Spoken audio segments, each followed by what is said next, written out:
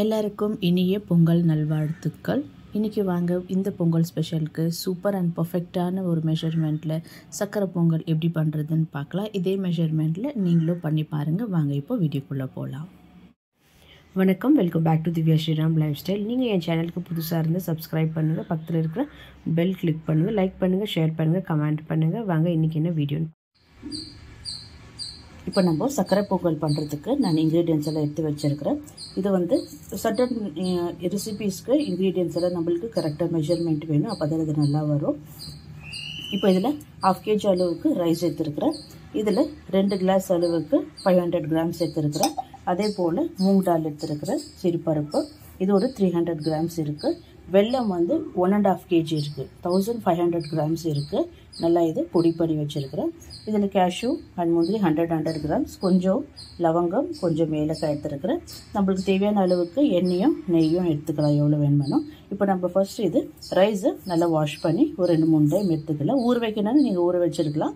நான் இப்போ குக்கரில் போடுறதுனால ஊற வைக்கல.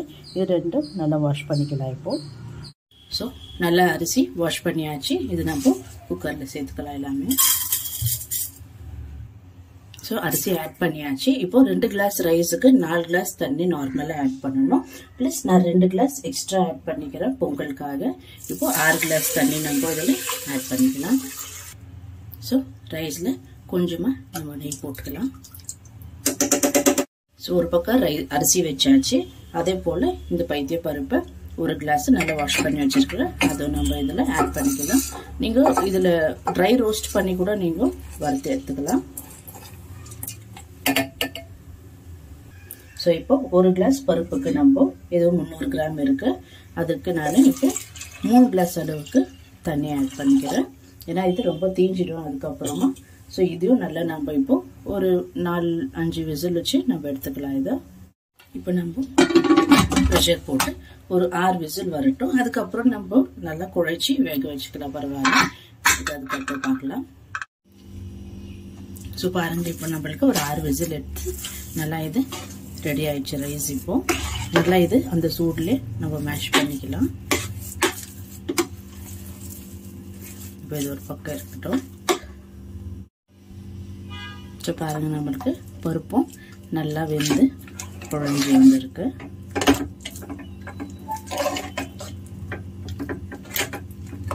ஸோ இப்போ நம்ம வெல்லத்தை காசி எடுத்துக்கலாம்.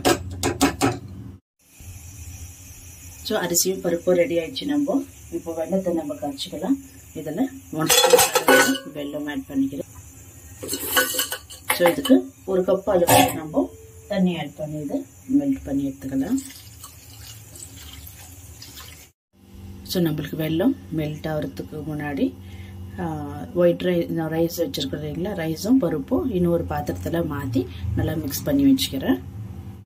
ஸோ வெல்லம் நல்லா மெல்ட் ஆகிருக்கு. இன்னும் ஒரு 5 நிமிஷம் ஆகும் இதுதான் எல்லாம் கரையிறதுக்கு. கரைஞ்சதுக்கப்புறம் ஒரு வடிகட்டியில் ஃபில்டர் பண்ணி எடுத்துக்கலாம். ஏன்னா சம்டைம்ஸ் தூசியெல்லாம் இருக்கும் இதில், மண்ணு. ஸோ பாருங்கள், இப்போ சாதத்தை நான் இன்னொரு பாத்திரத்தில் மாற்றிக்கினேன். இப்போ இந்த வேக வச்ச பருப்பும் நம்ம இதில் ஆட் பண்ணிக்கலாம்.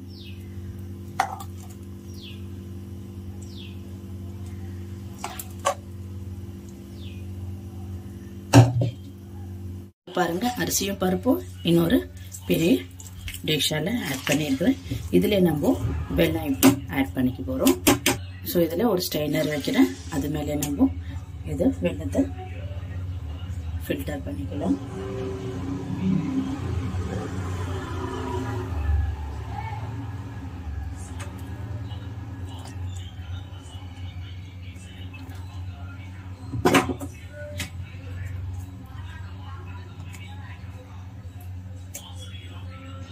ஸோ பாருங்கள், இந்த ரைஸ்லேயே நம்ம எல்லாமே வெடிக்கட்டிட்டோம். இப்போ நல்லா மிக்ஸ் பண்ணிக்கலாம் ஸ்லோவாக. இப்போ ரொம்ப ஸ்லோவாக மிக்ஸ் பண்ணிக்கலாம்.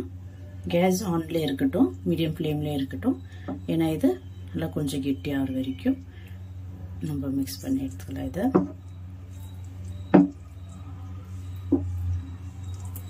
மெல்லமாக பண்ணணும், இல்லைன்னா மேலே செஞ்சிடும். இதை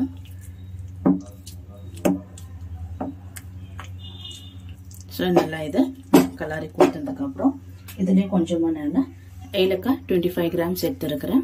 அது சர்க்கரை போட்டு கொஞ்சம் கிரைண்ட் பண்ணி வச்சிருக்கிறேன். ஏன்னா அப்படியே ஏலக்காய் நம்மளுக்கு பவுடர் ஆகாது. இதை மிக்ஸ் பண்ணிக்கலாம். இது கூடவே நம்ம எடுத்து வச்சிருக்கிற ஒரு 50 கிராம்ஸ் அளவுக்கு லவங்கம் ஆட் பண்ணிக்கலாம். ஸோ இதெல்லாமே சேர்த்து நல்லா இப்போ மிக்ஸ் பண்ணி எடுத்துக்கலாம்.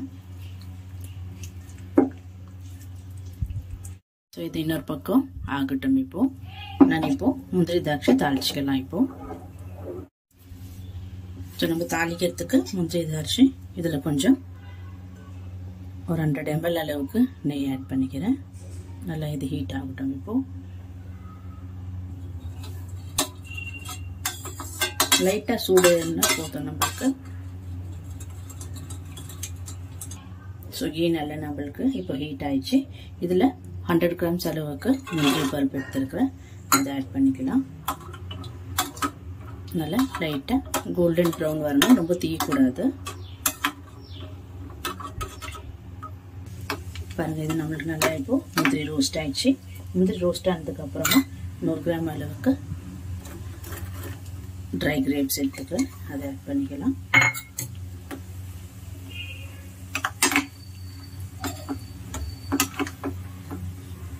இது பபிள் ஆகிற வரைக்கும் நம்ம நல்லா ரோஸ்ட் பண்ணி எடுத்துக்கலாம்.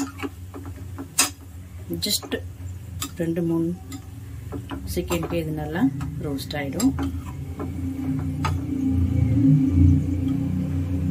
ஸோ அவ்வளோதான். இப்போது ஃப்ளேம் ஆஃப் பண்ணிடலாம். இதிலே கொஞ்ச நேரம் அது நல்லா டபுள் ஆகும். இதெல்லாம் ரொம்ப தீஞ்ச மாதிரி ஆகிடும்.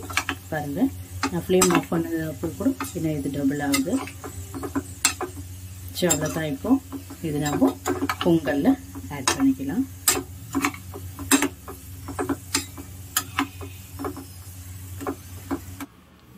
ஸோ அவ்வளோதான். எனக்கு அதை தாளித்து பொங்கலில் போட்ட கிளிப்பிங் மிஸ் ஆகிடுச்சு, சாரி. அதுக்காக நான் இதை இமேஜ் அட்டாச் பண்ணியிருக்கிறேன். தாளித்து இதில் பொங்கலில் போட்டுட்டா உங்களுக்கு சூப்பரான ஒரு சக்கரை பொங்கல் ரெடி ஆயிடுச்சு. உங்களுக்கு இந்த வீடியோ பிடிச்சிருந்தா லைக் பண்ணுங்கள், ஷேர் பண்ணுங்கள்.